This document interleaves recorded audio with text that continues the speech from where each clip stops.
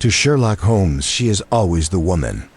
I have seldom heard him mention her under any other name. In his eyes, she eclipses and predominates the whole of her sex. It was not that he felt any emotion akin to love for Irene Adler. All emotions, and that one particularly, were abhorrent to his cold, precise but admirably balanced mind. He was, I take it, the most perfect reasoning and observing machine that the world has seen. But as a lover, he would have placed himself in a false position. He never spoke of the softer passions, save with a jibe and a sneer. They were admirable things for the observer, excellent for drawing the veil from men's motives and actions. But for the trained reasoner to admit such intrusions into his own delicate and finely adjusted temperament was to introduce a distracting factor which might throw a doubt upon all his mental results. Grit in a sensitive instrument, or a crack in one of his own high-power lenses, would not be more disturbing than a strong emotion in a nature such as his. And yet there was but one woman to him, and that woman was the late Irene Adler, of dubious and questionable memory. I had seen little of Holmes lately. My marriage had drifted us away from each other. My own complete happiness, and the home-centered interests which rise up around the man who first finds himself master of his own establishment, were sufficient to absorb all my attention, while Holmes, who loathed every form of society with his whole Bohemian soul, remained in our lodgings in Baker Street, buried among his old books, and alternating from week to week between cocaine and ambition, the drowsiness of the drug and the fierce energy of his own keen nature. He was still, as ever, deeply attracted by the study of crime, and occupied his immense faculties and extraordinary powers of observation in following out those clues, and clearing up those mysteries which had been abandoned as hopeless by the official police. From time to time I heard some vague account of his doings, of his summons to Odessa in the case of the Trepoff murder, of his clearing up of the singular tragedy of the Atkinson brothers at Trincomalee, and finally of the mission which he had accomplished so delicately and successfully for the reigning family of Holland. Beyond these signs of his activity, however, which I merely shared with all the readers of the daily press, I knew little of my former friend and companion. One night, it was on the 20th of March, 1888, I was returning from a journey to a patient, for I had now returned to civil practice, when my way led me through Baker Street.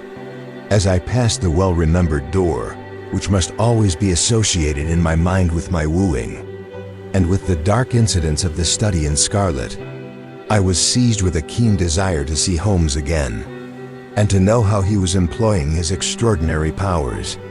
His rooms were brilliantly lit, and even as I looked up, I saw his tall, spare figure pass twice in a dark silhouette against the blind. He was pacing the room swiftly, eagerly, with his head sunk upon his chest and his hands clasped behind him. To me, who knew his every mood and habit, his attitude and manner told their own story. He was at work again.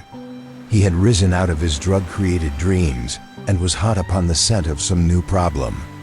I rang the bell and was shown up to the chamber which had formerly been in part my own.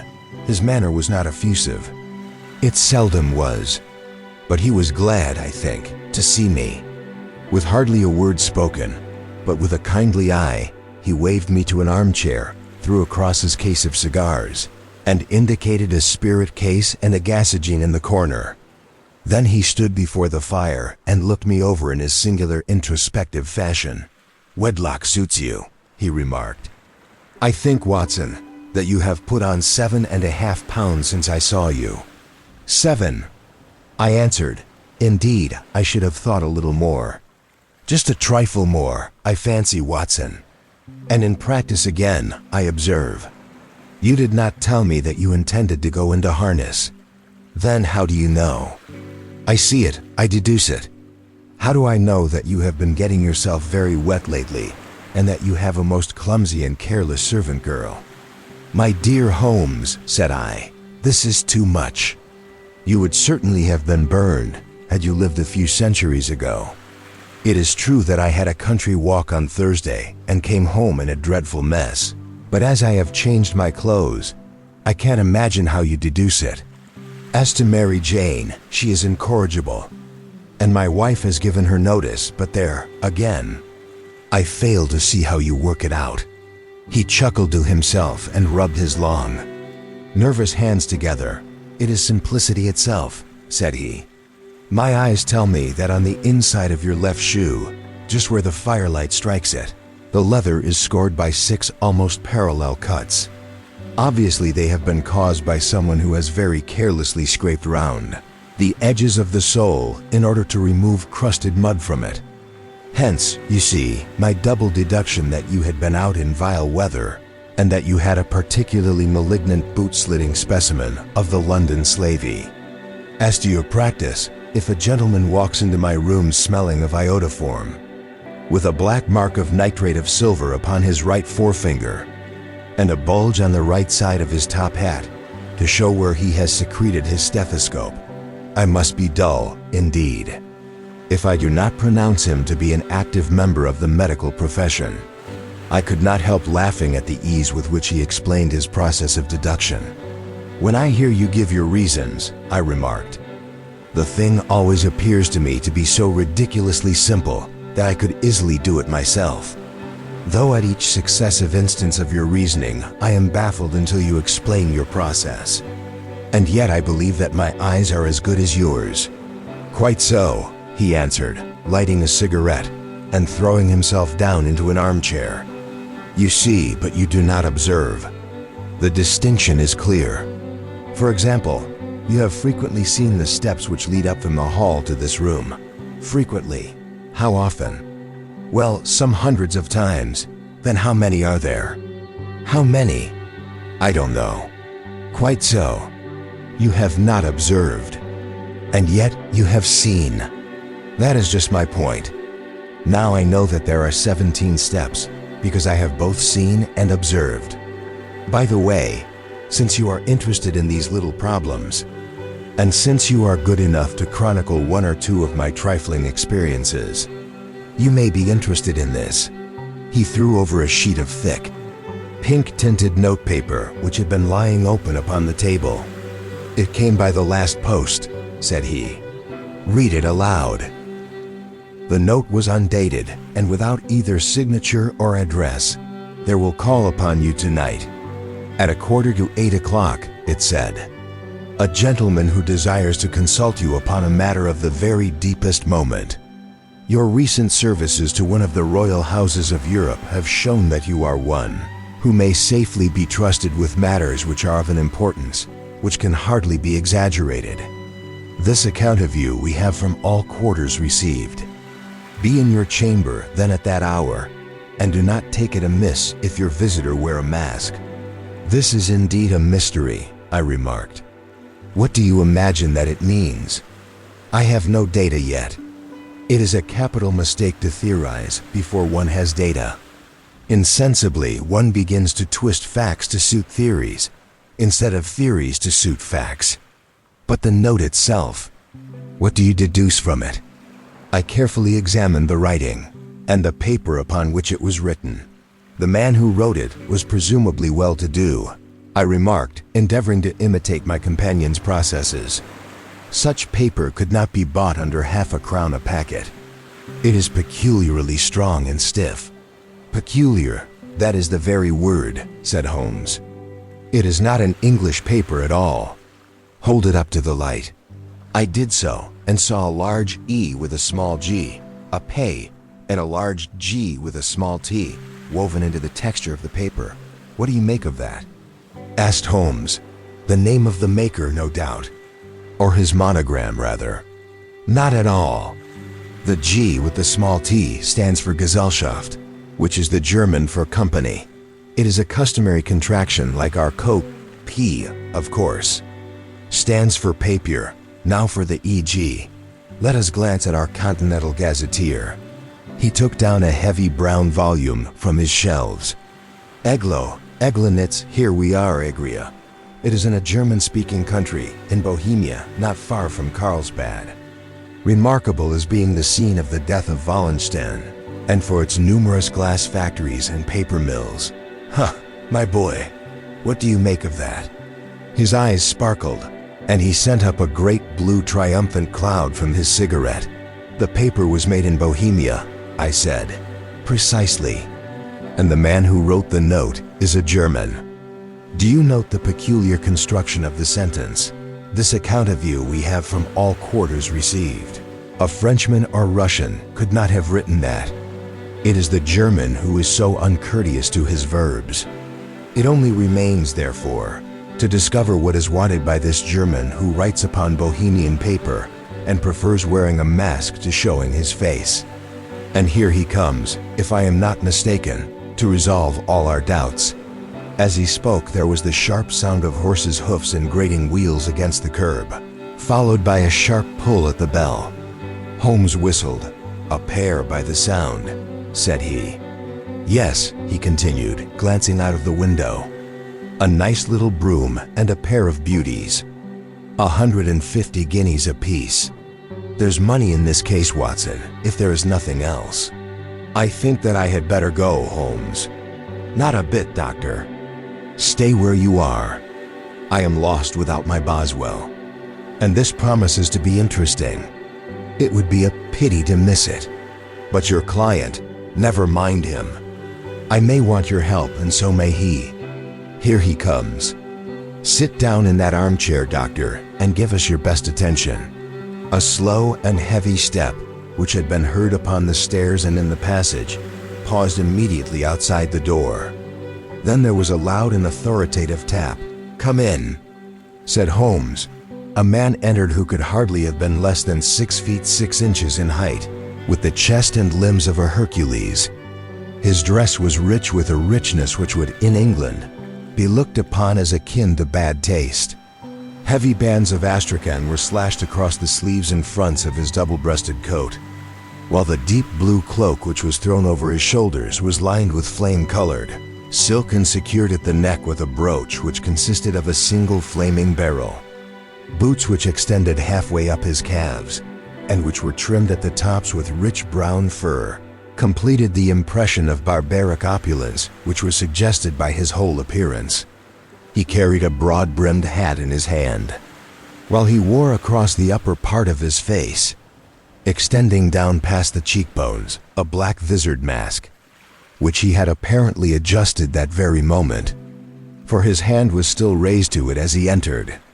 From the lower part of the face he appeared to be a man of strong character, with a thick, hanging lip and a long, straight chin suggestive of resolution pushed to the length of obstinacy. "You had my note?" he asked with a deep, harsh voice and a strongly marked German accent. "I told you that I would call." He looked from one to the other of us, as if uncertain which to address. "Pray take a seat," said Holmes. "This is my friend and colleague, Dr. Watson, who is occasionally good enough to help me in my cases. Whom have I the honor to address?" "You may address me as the Count von Kram, a Bohemian nobleman. I understand that this gentleman, your friend, is a man of honor and discretion, whom I may trust with a matter of the most extreme importance. If not, I should much prefer to communicate with you alone." I rose to go, but Holmes caught me by the wrist and pushed me back into my chair. "It is both or none," said he. "You may say before this gentleman anything which you may say to me." The Count shrugged his broad shoulders. "Then I must begin," said he, "by binding you both to absolute secrecy for 2 years. At the end of that time the matter will be of no importance. At present it is not too much to say that it is of such weight it may have an influence upon European history." "I promise," said Holmes. "And you will excuse this mask," continued our strange visitor. "The august person who employs me wishes his agent to be unknown to you. And I may confess at once that the title by which I have just called myself is not exactly my own." "I was aware of it," said Holmes dryly. "The circumstances are of great delicacy, and every precaution has to be taken to quench what might grow to be an immense scandal and seriously compromise one of the reigning families of Europe. To speak plainly, the matter implicates the great house of Ormstein, hereditary kings of Bohemia. I was also aware of that, murmured Holmes, settling himself down in his armchair and closing his eyes. Our visitor glanced with some apparent surprise at the languid, lounging figure of the man who had been no doubt depicted to him as the most incisive reasoner and most energetic agent in Europe. Holmes slowly reopened his eyes and looked impatiently at his gigantic client. "If your Majesty would condescend to state your case," he remarked, "I should be better able to advise you." The man sprang from his chair and paced up and down the room in uncontrollable agitation. Then, with a gesture of desperation, he tore the mask from his face and hurled it upon the ground. "You are right," he cried. "I am the king. Why should I attempt to conceal it?" "Why indeed?" murmured Holmes. "Your Majesty had not spoken before I was aware that I was addressing Wilhelm Gottsreich, Sigismund von Ormstein, Grand Duke of Kassel-Felstein and hereditary King of Bohemia. But you can understand," said our strange visitor, sitting down once more and passing his hand over his high white forehead. "You can understand that I am not accustomed to doing such business in my own person. Yet the matter was so delicate that I could not confide it to an agent without putting myself in his power. I have come incognito from Prague for the purpose of consulting you." "Then pray consult," said Holmes, shutting his eyes once more. "The facts are briefly these. Some 5 years ago, during a lengthy visit to Warsaw, I made the acquaintance of the well-known adventuress, Irene Adler. The name is no doubt familiar to you. Kindly look her up in my index." "Doctor," murmured Holmes without opening his eyes. For many years he had adopted a system of docketing all paragraphs concerning men and things, so that it was difficult to name a subject or a person on which he could not at once furnish information. In this case, I found her biography sandwiched in between that of a Hebrew rabbi and that of a staff commander who had written a monograph upon the deep-sea fishes. "Let me see," said Holmes. Born in New Jersey in the year 1858, contralto, La Scala, prima donna Imperial Opera of Warsaw, yes. Retired from operatic stage, living in London, quite so. Your Majesty, as I understand, became entangled with this young person, wrote her some compromising letters, and is now desirous of getting those letters back." "Precisely so. But how? Was there a secret marriage?" "None. No legal papers or certificates." "None. Then I fail to follow your Majesty. If this young person should produce her letters for blackmailing or other purposes, how is she to prove their authenticity?" "There is the writing." Pooh. "Forgery, my private notepaper. Stolen, my own seal. Imitated, my photograph. Bought, we were both in the photograph." "Oh dear. That is very bad. Your Majesty has indeed committed an indiscretion. I was mad insane. You have compromised yourself seriously. I was only Crown Prince then. I was young. I am but 30 now. It must be recovered. We have tried and failed. Your Majesty must pay. It must be bought. She will not sell. Stolen then. 5 attempts have been made. Twice burglars in my pay ransacked her house. Once we diverted her luggage when she traveled. Twice she has been waylaid. There has been no result. No sign of it? Absolutely none." Holmes laughed. "It is quite a pretty little problem," said he, "but a very serious one to me," returned the king reproachfully. "Very indeed." "And what does she propose to do with the photograph?" "To ruin me, but how?" "I am about to be married, so I have heard, to Clotilde Lofman von Saxe-Meiningen, second daughter of the King of Scandinavia. You may know the strict principles of her family. She is herself the very soul of delicacy. A shadow of a doubt as to my conduct would bring the matter to an end. And Irene Adler threatens to send them the photograph. And she will do it. I know that she will do it. You do not know her, but she has a soul of steel. She has the face of the most beautiful of women, and the mind of the most resolute of men. Rather than I should marry another woman, There are no lengths to which she would not go, none. You are sure that she has not sent it yet? I am sure. And why? Because she has said that she would send it on the day when the betrothal was publicly proclaimed. That will be next Monday.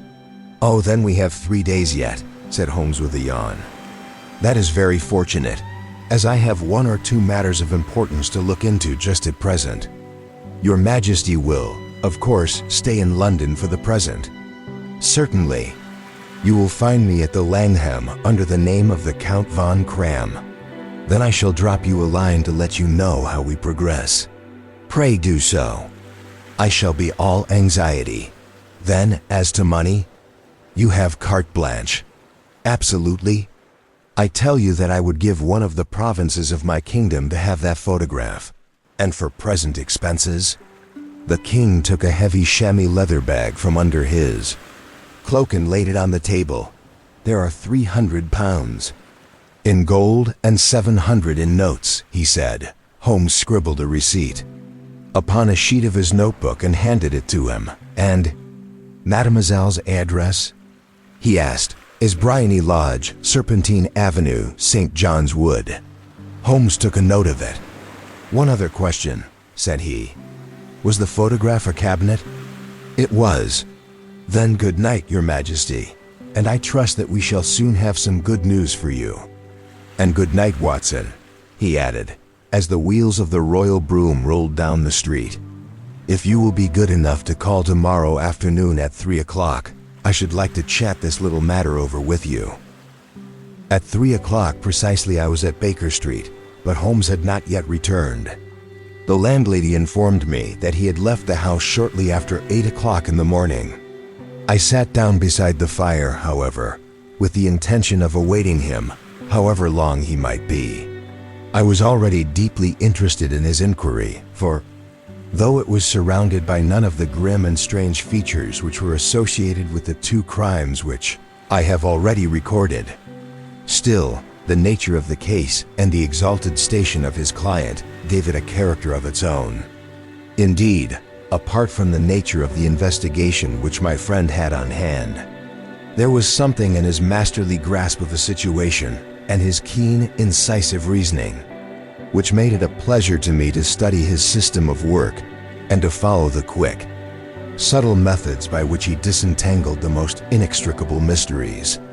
So accustomed was I to his invariable success that the very possibility of his failing had ceased to enter into my head. It was close upon 4 before the door opened, and a drunken-looking groom, ill-kempt and side-whiskered, with an inflamed face and disreputable clothes, walked into the room. Accustomed as I was to my friend's amazing powers in the use of disguises, I had to look 3 times before I was certain that it was indeed he. With a nod he vanished into the bedroom, whence he emerged in 5 minutes tweed-suited and respectable as of old. Putting his hands into his pockets, he stretched out his legs in front of the fire and laughed heartily for some minutes. Well, really, he cried, and then he choked and laughed again until he was obliged to lie back, limp and helpless in the chair. What is it?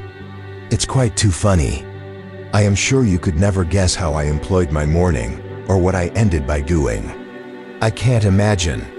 I suppose that you have been watching the habits, and perhaps the house, of Miss Irene Adler. Quite so. But the sequel was rather unusual. I will tell you, however. I left the house a little after 8 o'clock this morning in the character of a groom out of work. There is a wonderful sympathy and freemasonry among horsey men. Be one of them, and you will know all that there is to know. I soon found Bryony Lodge. It is a bijou villa with a garden at the back, but built out in front right up to the road, 2 stories. Chubb lock to the door. Large sitting room on the right side, well furnished, with long windows almost to the floor, and those preposterous English window fasteners which a child could open. Behind there was nothing remarkable, save that the passage window could be reached from the top of the coach house. I walked round it and examined it closely from every point of view, but without noting anything else of interest. I then lounged down the street and found, as I expected, that there was a mews in a lane which runs down by one wall of the garden. I lent the ostlers a hand in rubbing down their horses, and received in exchange tuppence, a glass of half and half, 2 fills of shag tobacco, and as much information as I could desire about Miss Adler, to say nothing of half a dozen other people in the neighborhood in whom I was not in the least interested, but whose biographies I was compelled to listen to. "And what of Irene Adler?" I asked. "Oh, she has turned all the men's heads down in that part. She is the daintiest thing under a bonnet on this planet. So say the Serpentine Muse to a man. She lives quietly, sings at concerts, drives out at 5 every day, and returns at 7 sharp for dinner. Seldom goes out at other times, except when she sings. Has only one male visitor, but a good deal of him. He is dark, handsome, and dashing, never calls less than once a day, and often twice. He's a Mr. Godfrey Norton of the Inner Temple. See the advantages of a cabman as a confidant. They had driven him home a dozen times from Serpentine Mews and knew all about him. When I had listened to all they had to tell, I began to walk up and down near Bryony Lodge once more, and to think over my plan of campaign. This Godfrey Norton was evidently an important factor in the matter. He was a lawyer. That sounded ominous. What was the relation between them, and what the object of his repeated visits? Was she his client, his friend, or his mistress? If the former, she had probably transferred the photograph to his keeping. If the latter, it was less likely.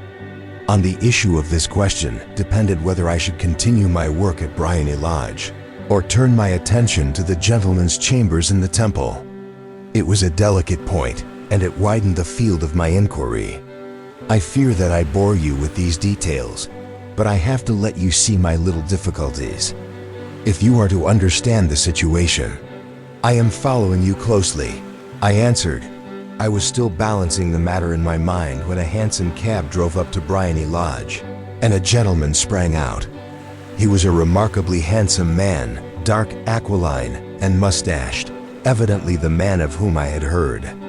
He appeared to be in a great hurry, shouted to the cabman to wait, and brushed past the maid who opened the door with the air of a man who was thoroughly at home. He was in the house about half an hour, and I could catch glimpses of him in the windows of the sitting room, pacing up and down, talking excitedly, and waving his arms. Of her I could see nothing. Presently he emerged, looking even more flurried than before.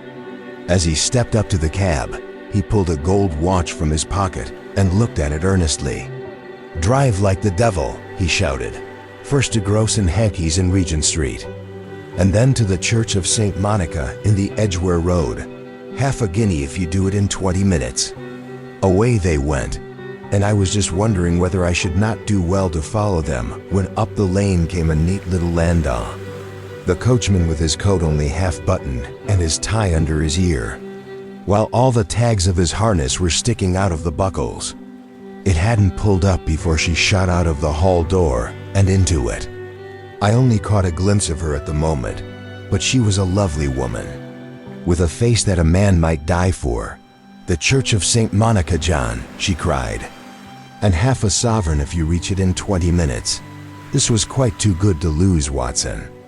I was just balancing whether I should run for it, or whether I should perch behind her landau when a cab came through the street. The driver looked twice at such a shabby fare, but I jumped in before he could object. "The Church of St. Monica," said I, "and half a sovereign if you reach it in 20 minutes. It was 25 minutes to 12, and of course it was clear enough what was in the wind. My cabby drove fast. I don't think I ever drove faster, but the others were there before us. The cab and the landau with their steaming horses were in front of the door when I arrived. I paid the man and hurried into the church. There was not a soul there save the two whom I had followed and a surpliced clergyman, who seemed to be expostulating with them. They were all three standing in a knot in front of the altar. I lounged up the side aisle like any other idler who has dropped into a church. Suddenly, to my surprise, the three at the altar faced round to me, and Godfrey Norton came running as hard as he could towards me.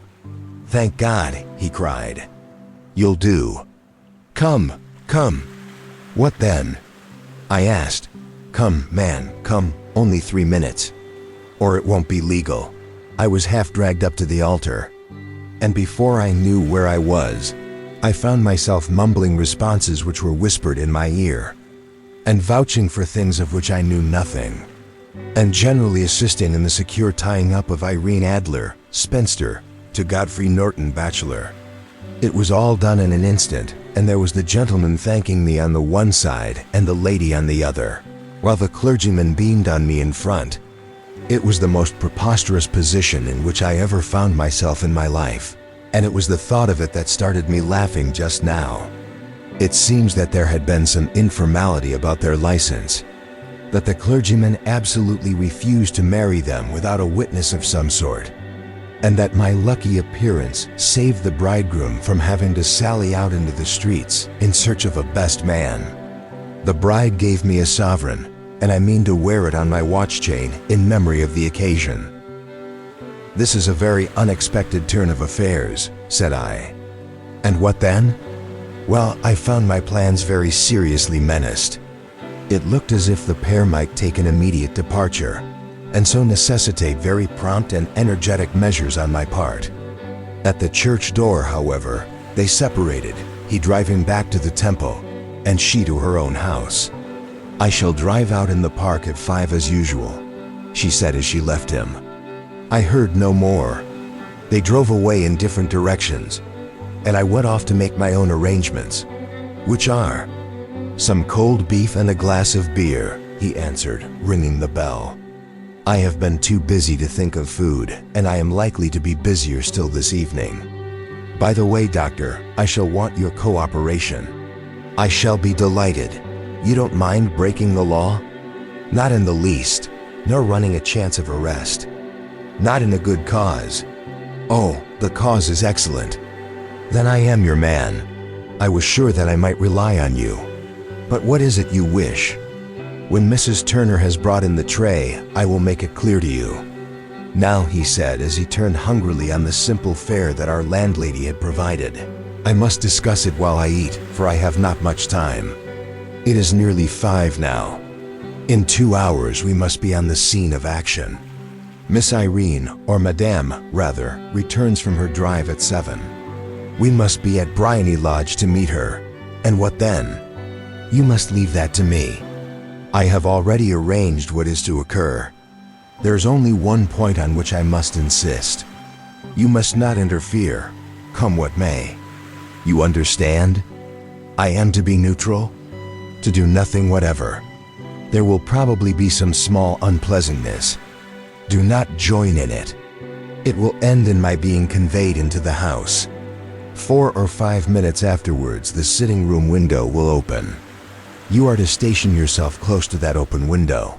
Yes, you are to watch me, for I will be visible to you. Yes, and when I raise my hand so, you will throw into the room what I give you to throw, and will, at the same time, raise the cry of fire. You quite follow me?" "Entirely. It is nothing very formidable," he said, taking a long cigar-shaped roll from his pocket. "It is an ordinary plumber's smoke rocket, fitted with a cap at either end to make it self-lighting. Your task is confined to that. When you raise your cry of fire, it will be taken up by quite a number of people. You may then walk to the end of the street, and I will rejoin you in 10 minutes. I hope that I have made myself clear. I am to remain neutral, to get near the window, to watch you, and at the signal to throw in this object, then to raise the cry of fire, and to wake you at the corner of the street." "Precisely. Then you may entirely rely on me." "That is excellent.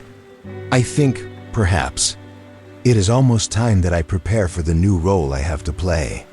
He disappeared into his bedroom and returned, in a few minutes, in the character of an amiable and simple-minded, nonconformist clergyman. His broad black hat, his baggy trousers, his white tie, his sympathetic smile, and general look of peering and benevolent curiosity were such as Mr. John Hare alone could have equaled. It was not merely that Holmes changed his costume. His expression, his manner, his very soul seemed to vary with every fresh part that he assumed. The stage lost a fine actor, even as science lost an acute reasoner. When he became a specialist in crime, it was 6:15 when we left Baker Street. And it still wanted 10 minutes to the hour when we found ourselves in Serpentine Avenue. It was already dusk, and the lamps were just being lighted as we paced up and down in front of Bryony Lodge, waiting for the coming of its occupant. The house was just such as I had pictured it from Sherlock Holmes' succinct description, but the locality appeared to be less private than I expected. On the contrary, for a small street in a quiet neighborhood, it was remarkably animated. There was a group of shabbily dressed men smoking and laughing in a corner, a scissors grinder with his wheel, 2 guardsmen who were flirting with a nurse girl, and several well-dressed young men who were lounging up and down with cigars in their mouths. "You see," remarked Holmes, as we paced to and fro in front of the house, "this marriage rather simplifies matters. The photograph becomes a double-edged weapon now. The chances are that she would be as averse to its being seen by Mr. Godfrey Norton as our client is to its coming to the eyes of his princess. Now the question is, where are we to find the photograph? Where, indeed? It is most unlikely that she carries it about with her. It is cabinet size, too large for easy concealment about a woman's dress. She knows that the king is capable of having her waylaid and searched. 2 attempts of the sort have already been made. We may take it, then, that she does not carry it about with her. Where then? Her banker or her lawyer? There's that double possibility. But I am inclined to think neither. Women are naturally secretive, and they like to do their own secreting. Why should she hand it over to anyone else? She could trust her own guardianship, but she could not tell what indirect or political influence might be brought to bear upon a businessman. Besides, remember that she had resolved to use it within a few days. It must be where she can lay her hands upon it. It must be in her own house, but it has twice been burgled. Pshaw! They did not know how to look. But how will you look? I will not look. What then? I will get her to show me, but she will refuse. She will not be able to. But I hear the rumble of wheels. It is her carriage. Now carry out my orders to the letter." As he spoke, the gleam of the sidelights of a carriage came round the curve of the avenue. It was a smart little landau which rattled up to the door of Bryony Lodge. As it pulled up, one of the loafing men at the corner dashed forward to open the door in the hope of earning a copper, but was elbowed away by another loafer who had rushed up with the same intention. A fierce quarrel broke out, which was increased by the 2 guardsmen, who took sides with one of the loungers, and by the scissors grinder, who was equally hot upon the other side.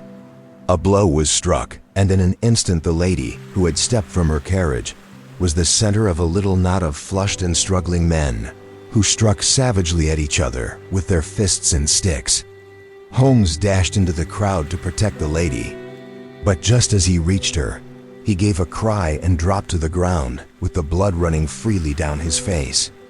At his fall, the guardsmen took to their heels in one direction, and the loungers in the other, while a number of better-dressed people, who had watched the scuffle without taking part in it, crowded in to help the lady and to attend to the injured man.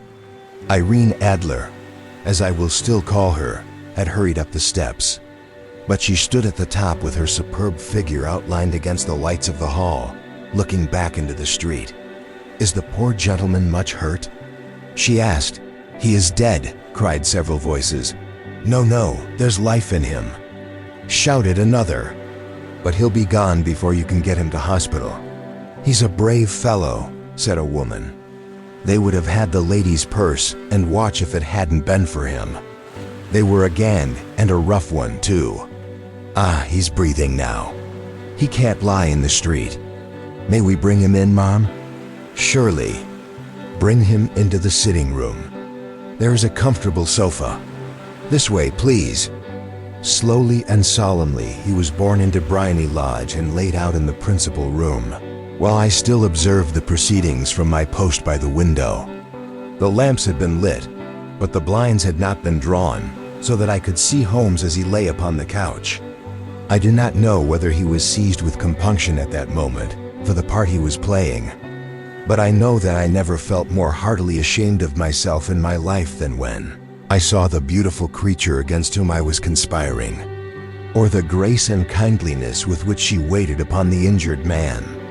And yet it would be the blackest treachery to Holmes to draw back now from the part which he had entrusted to me. I hardened my heart and took the smoke rocket from under my ulster.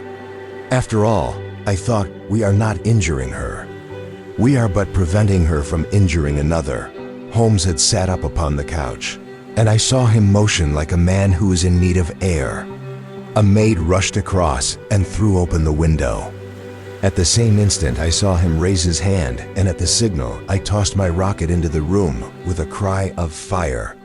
The word was no sooner out of my mouth than the whole crowd of spectators, well-dressed and ill gentlemen, ostlers and servant maids, joined in a general shriek of fire. Thick clouds of smoke curled through the room and out at the open window. I caught a glimpse of rushing figures, and a moment later the voice of Holmes from within, assuring them that it was a false alarm. Slipping through the shouting crowd, I made my way to the corner of the street, and in 10 minutes was rejoiced to find my friend's arm in mine, and to get away from the scene of uproar. He walked swiftly and in silence for some few minutes, until we had turned down one of the quiet streets which lead towards the Edgware Road. "You did it very nicely, Doctor," he remarked. "Nothing could have been better. It is all right. You have the photograph? I know where it is. And how did you find out?" "She showed me, as I told you she would. I am still in the dark. I do not wish to make a mystery," said he, laughing. "The matter was perfectly simple. You, of course, saw that everyone in the street was an accomplice. They were all engaged for the evening. I guessed as much. Then, when the row broke out, I had a little moist red paint in the palm of my hand. I rushed forward, fell down, clapped my hand to my face, and became a piteous spectacle. It is an old trick that also I could fathom. Then they carried me in. She was bound to have me in. What else could she do? And into her sitting room, which was the very room which I suspected. It lay between that and her bedroom, and I was determined to see which. They laid me on a couch. I motioned for air. They were compelled to open the window, and you had your chance. How did that help you? It was all important. When a woman thinks that her house is on fire, her instinct is at once to rush to the thing which she values most. It is a perfectly overpowering impulse, and I have more than once taken advantage of it. In the case of the Darlington substitution scandal, it was of use to me, and also in the Arnsworth Castle business. A married woman grabs at her baby. An unmarried one reaches for her jewel box. Now it was clear to me that Our Lady of today had nothing in the house more precious to her than what we are in quest of. She would rush to secure it. The alarm of fire was admirably done. The smoke and shouting were enough to shake nerves of steel. She responded beautifully. The photograph is in a recess behind a sliding panel just above the right bell pull. She was there in an instant, and I caught a glimpse of it as she half drew it out. When I cried out that it was a false alarm, she replaced it, glanced at the rocket, rushed from the room, and I have not seen her since. I rose, and making my excuses, escaped from the house. I hesitated whether to attempt to secure the photograph at once. But the coachman had come in, and as he was watching me narrowly, it seemed safer to wait. A little over-precipitance may ruin all. And now? I asked. Our quest is practically finished. I shall call with the king tomorrow, and with you, if you care to come with us. We will be shown into the sitting room to wait for the lady, but it is probable that when she comes she may find neither us nor the photograph. It might be a satisfaction to His Majesty to regain it with his own hands. And when will you call? At 8 in the morning. She will not be up, so that we shall have a clear field. Besides, we must be prompt, for this marriage may mean a complete change in her life and habits. I must wire to the king without delay. We had reached Baker Street and had stopped at the door. He was searching his pockets for the key when someone passing said, "Good night, Mr. Sherlock Holmes." There were several people on the pavement at the time, but the greeting appeared to come from a slim youth in an ulster who had hurried by. "I've heard that voice before," said Holmes, staring down the dimly lit street. "Now I wonder who the deuce that could have been."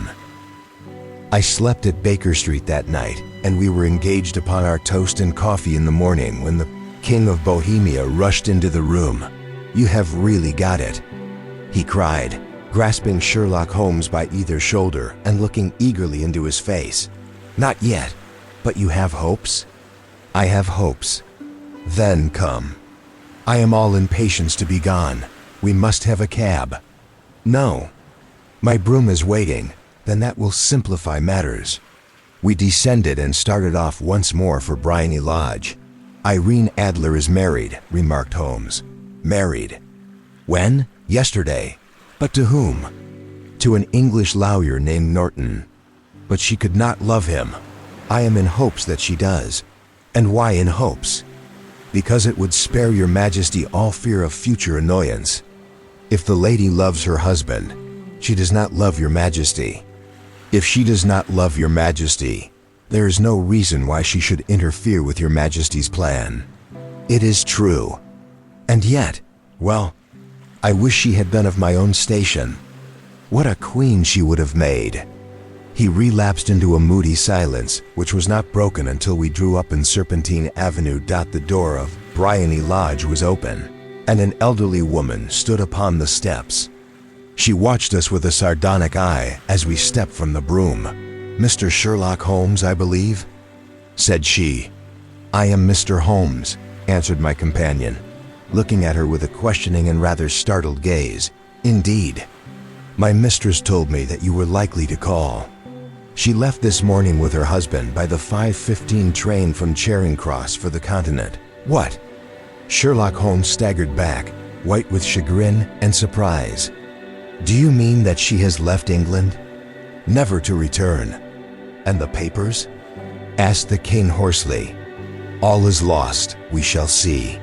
He pushed past the servant and rushed into the drawing room, followed by the king and myself. The furniture was scattered about in every direction, with dismantled shelves and open drawers, as if the lady had hurriedly ransacked them before her flight. Holmes rushed at the bell pull, tore back a small sliding shutter, and plunging in his hand, pulled out a photograph and a letter. The photograph was of Irene Adler herself in evening dress. The letter was superscribed to Sherlock Holmes-esque, to be left till called for. My friend tore it open, and we all three read it together. It was dated at midnight of the preceding night and ran in this way: "My dear M.R. Sherlock Holmes, you really did it very well. You took me in completely. Until after the alarm of fire, I had not a suspicion. But then, when I found how I had betrayed myself, I began to think. I had been warned against you months ago. I had been told that, if the king employed an agent, it would certainly be you. And your address had been given me. Yet with all this, you made me reveal what you wanted to know. Even after I became suspicious, I found it hard to think evil of such a dear, kind old clergyman. But you know, I have been trained as an actress myself. Male costume is nothing new to me. I often take advantage of the freedom which it gives. I sent John, the coachman, to watch you, ran upstairs, got into my walking clothes, as I call them, and came down just as you departed.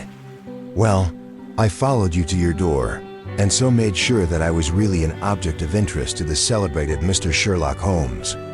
Then I rather imprudently wished you good night, and started for the temple to see my husband. We both thought the best resource was flight, when pursued by so formidable an antagonist. So you will find the nest empty when you call tomorrow. As to the photograph, your client may rest in peace. I love and am loved by a better man than he. The king may do what he will without hindrance from one whom he has cruelly wronged. I keep it only to safeguard myself, and to preserve a weapon which will always secure me from any steps which he might take in the future.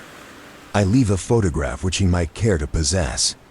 And I remain, dear Mr. Sherlock Holmes, very truly yours, Irene Norton, née Adler. What a woman, oh what a woman, cried the King of Bohemia, when we had all three read this epistle. Did I not tell you how quick and resolute she was? Would she not have made an admirable queen? Is it not a pity that she was not on my level? From what I have seen of the lady, she seems indeed to be on a very different level to your majesty, said Holmes coldly. I am sorry that I have not been able to bring your majesty's business to a more successful conclusion. On the contrary, my dear sir, cried the king, nothing could be more successful. I know that her word is inviolate. The photograph is now as safe as if it were in the fire. I am glad to hear your majesty say so. I am immensely indebted to you. Pray tell me in what way I can reward you. This ring, he slipped an emerald snake ring from his finger and held it out upon the palm of his hand, your majesty has something which I should value even more highly, said Holmes. You have but to name it. This photograph. The king stared at him in amazement. Irene's photograph. He cried, certainly, if you wish it. I thank your majesty. Then there is no more to be done in the matter. I have the honor to wish you a very good morning. He bowed and, turning away without observing the hand which the king had stretched out to him, he set off in my company for his chambers, and that was how a great scandal threatened to affect the kingdom of Bohemia, and how the best plans of Mr. Sherlock Holmes were beaten by a woman's wit. He used to make merry over the cleverness of women, but I have not heard him do it of late. And when he speaks of Irene Adler, or when he refers to her photograph, it is always under the honorable title of the woman.